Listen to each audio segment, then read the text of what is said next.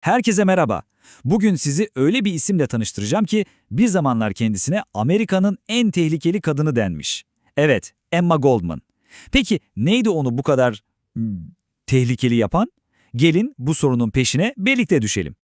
Evet, işte bu o meşhur soru. Bir insanı, özellikle de bir kadını zamanında nasıl en tehlikeli ilan edebilirler? Bu sorunun cevabı öyle basit bir olayda falan değil. Cevap Emma Goldman'ın ta kendisinde, sarsılmaz inançlarında ve hayatını adadığı o büyük kavgada yatıyor.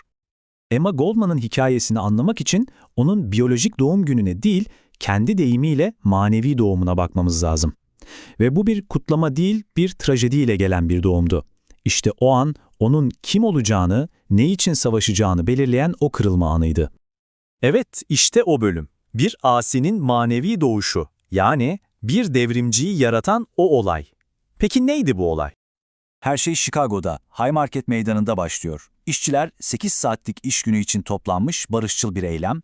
Derken bir bomba patlıyor. Ve sonuç, kanıtlar yetersiz olmasına rağmen 5 anarşist idam ediliyor.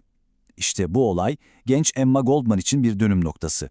Ona göre bu bir adalet değil, düpedüz yasal bir cinayetti. Ve o gün o Chicago şehitlerinin ideallerini yaşatmak için yemin etti. İşte bu onun manevi doğuşuydu. Peki, onu harekete geçiren bu adaletsizlikti. Ama uğruna savaşacağı ideal neydi? İşte burada onun anarşist vizyonuna, yani anarşizm kelimesinin onun için ne anlama geldiğine bakmamız gerekiyor. Şimdi dürüst olalım, anarşizm kelimesini duyunca çoğumuzun aklına ne geliyor? Kaos, kargaşa, düzenin tamamen yıkılması, değil mi? İşte Emma Goldman tam da bu yanlış anlaşılmaya karşı savaşıyordu. Onun için anarşizm bambaşka bir şeydi. Goldman'a göre anarşizm bir yıkım felsefesi değil, tam tersine bir özgürleşme felsefesiydi. İnsanın potansiyelini ortaya çıkarmasını engelleyen 3 büyük zincirden kurtulma mücadelesiydi. Neydi bu zincirler? Dinin zihinler üzerindeki egemenliği, mülkiyetin bedenler üzerindeki egemenliği ve hükümetin de hayatlarımız üzerindeki egemenliği.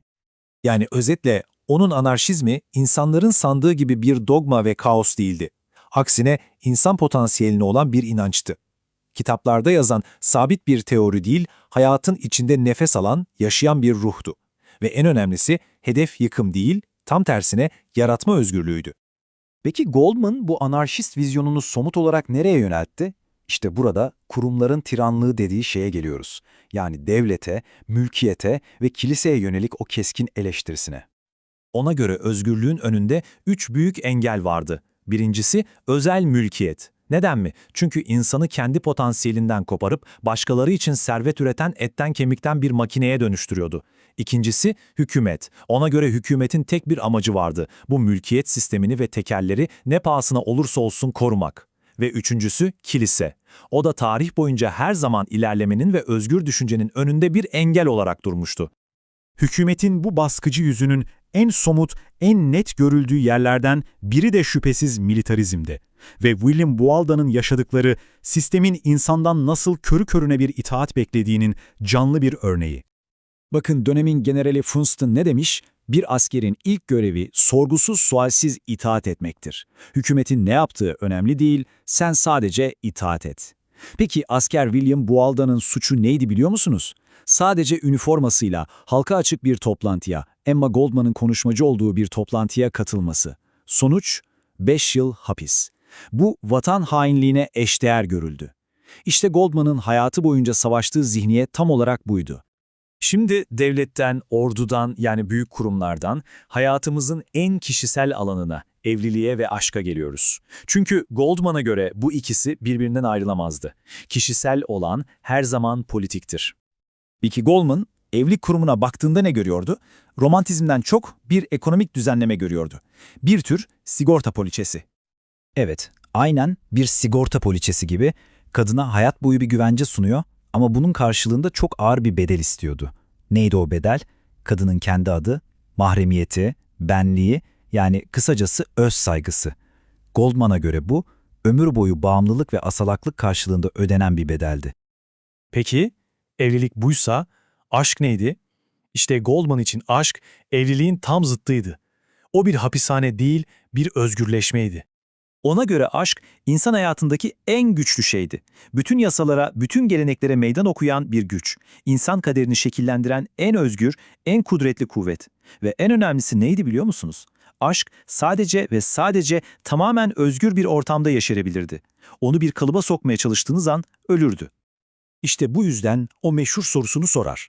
İnsan kaderinin en özgür, en güçlü şekillendiricisi olan aşk, nasıl olur da zavallı, minik devlet ve kilise çocuğuyla yani evlilikle eş anlamlı olabilir? Onun için bu ikisi gece ile gündüz gibiydi. Biri özgürlüğün ta kendisi, diğeri ise bir tür esaretin. Peki tüm bu fikirler, tüm bu eleştiriler hepsi nasıl bir hayat felsefesinde birleşiyor? Goldman'ın bize bıraktığı o ebedi soru neydi? Cevap, onun çok sevdiği bir meselde gizli. Şahin ve yılanın hikayesinde. Hikayede bir yılan var, toprağın altında, karanlıkta ama güvende yaşıyor ve gökyüzünde süzülen Şahin'e sesleniyor. Neden burada karanlıkta ve güvende kalmıyorsun? Neden illa o gökyüzüne uçmak istiyorsun? Şahin, yılanın bu teklifini reddeder ve gökyüzüne uçar. Ve yaralı bir şekilde yere düştüğünde, ölmek üzereyken, yılan ona, "Seni uyarmıştım." der. Şahin'in cevabı ise tüm felsefeyi özetler. "Ben semaya çıktım. Işığı gördüm, yaşadım."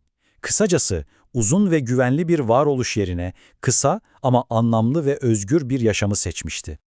Ve işte Emma Goldman'ın bize bugün bile sormaya devam ettiği o can alıcı soru. Güvenli bir hayatın bedeli nedir? Konfor ve güvenlik için kendi gökyüzümüzde uçma ihtimalinden ne kadar vazgeçiyoruz?